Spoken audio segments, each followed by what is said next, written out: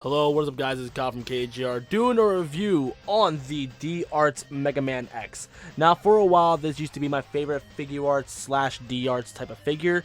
Now that time has passed and there's other figures coming out now and it's a little bit hard to get this figure, is it worth the now found around $75 price? It's more of an average. It can be as low as 70 and it can go upwards to like 90 to 100. It really depends.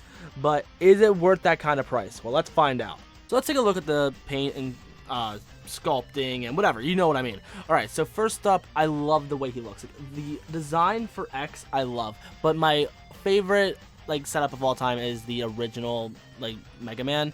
I would say D-arts, but to be honest, that figure doesn't really age all that well, mainly because it's not too articulated, but I'll get into that later into the review. But let's focus on X. He is absolutely great. The paint job is it's kind of simplistic. It's relatively simple. They make the gems on his head and stuff legitimate gems, which is really nice, and on his boots as well, they're also legit gems. So that's good instead of being lazily painted on and stuff, so props to them. But my favorite part of this whole figure is the fact that the way they cover the joints really well. Here, he has double jointed elbow joints and knee joints, which I love so much, but sometimes they can look a little bit ugly. But since this is a robot and stuff, here they have it set up so it covers the joint completely. It looks seamless. It is a beautiful setup. I love this so much. I love it. I really do. I cannot stress enough that. This is honestly one of my favorite figures. I would say it's my favorite figure on my whole shelf, but to be honest, the True Force Mega Man kind of tops this. But for the longest time, this was my favorite figure. And to be honest, I'm not really too much of a Mega Man fan, but I loved Mega Man as an action figure. And then I played the X games. I'm like, okay, this is pretty cool, so I have to get this figure. And I picked it up, and when I picked it up, it was about $40. I don't know how much it went for when it first came out, but eventually it did end up going for $40. But overall, I'm really happy with it. And what's really cool is here, all of these parts, the legs, the head, and everything is interchangeable. So if you got the full armor X, you can play with that. If you got the ultimate armor, you could do that, but it would look really stupid.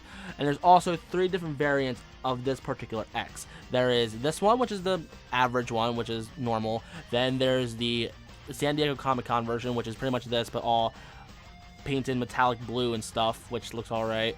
And then in Japan, I think they had some festival where they have a comic version where the paint job's a little bit different, the faces are completely different. There's also a blood one, and they have a damaged buster. Everything looks really cool, but that one is probably the most expensive out of all of them, to be honest. I don't know how much they're all going for now, but they're not cheap.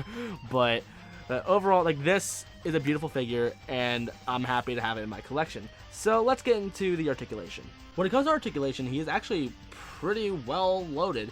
Alright, so here we got, I think it's a double ball hinge. I don't know what the whole ordeal is. But here at the top, you got forward and back, left and right. You can do whatever you want. But here at the bottom of the neck, it is also articulated. So you got pretty wide motion around the neck. When it comes to the shoulders, I think they're double ball pegs, I don't know, but they do go out about this far, which is really nice. I like that a lot. Kind of reminds me of the Play Arts Kingdom Hearts figures, from Kingdom Hearts 2. So they go forward and backward really well. We also get a bicep swivel right up here, which I love me some bicep swivels. Yeah, they articulate right at the shoulder, which is really great. We love me some double jointed elbows, so we got plenty of articulation there. However, I can't really show off this arm too much because we're supposed to have a wrist over here. So let's go over to this side. Alright, we got a double ball peg right at the wrist, but unfortunately it is kind of it's hindered by this, which doesn't really matter too much. You got plenty of range. You can go wherever you want with it. You do what you want. Then we get I don't want to call it an ab crunch, but we got a booby crunch up here. So it doesn't articulate too much. You get plenty of motion, but it's mainly the bottom right here where you get your most action dynamic poses. And I love the way this figure is built. It's a great figure. And then you can also go forward with the legs. You go about that far. Back, you can't really go back too far, which kind of sucks. And wide-wise, you can't really go too far. Depending from figure to figure, your legs might end up becoming loose. But that's just again, from figure to figure. It also depends on how much you use the thing as well, so be careful. Then we got the double jointed knee, which you mentioned earlier, and then we get a ball hinge, I think. Yeah, right here. Here, this foot can pop out so easily, so be careful.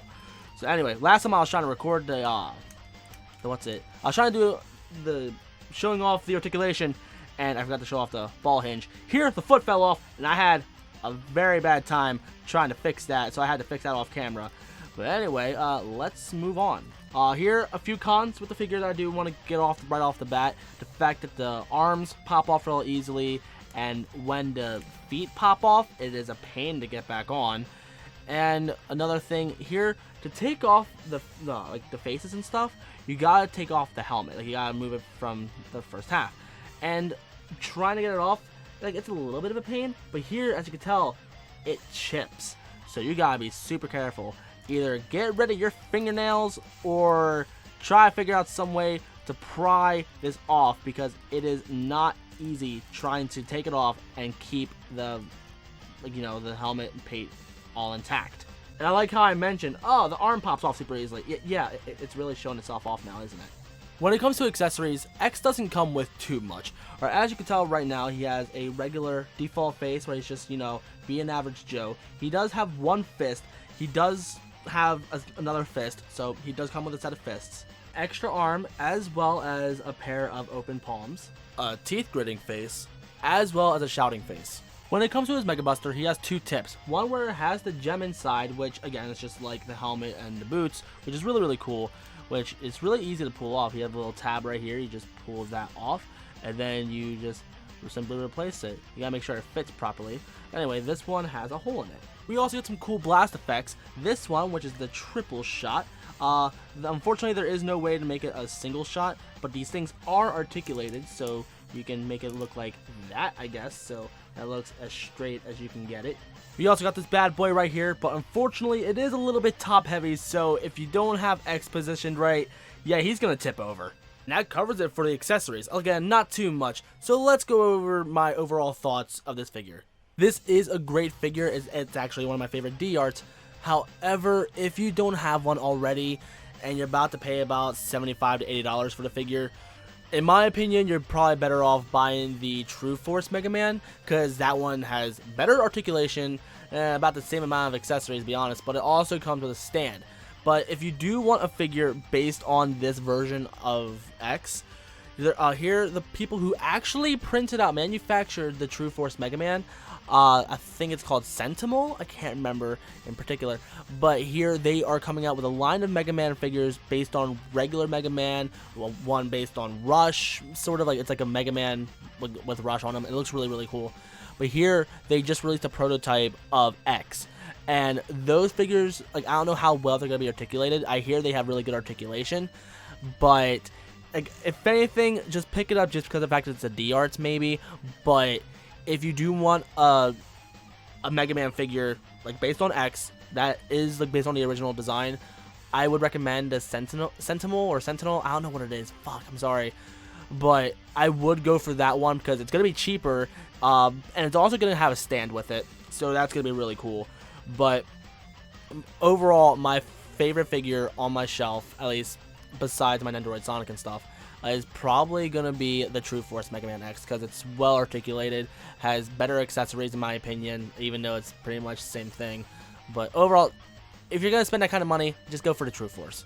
And the opinion is the same about the D-arts Mega Man, like the classic Mega Man. Sure, it is really cool how it comes with Rush and Met, because those are really cool accessories.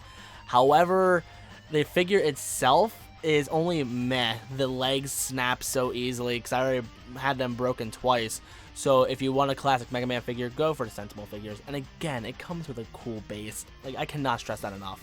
So those are my thoughts on the D-arts X. It's a great figure, but there's going to be some better figures out. And there's actually already one out, but you get what I mean.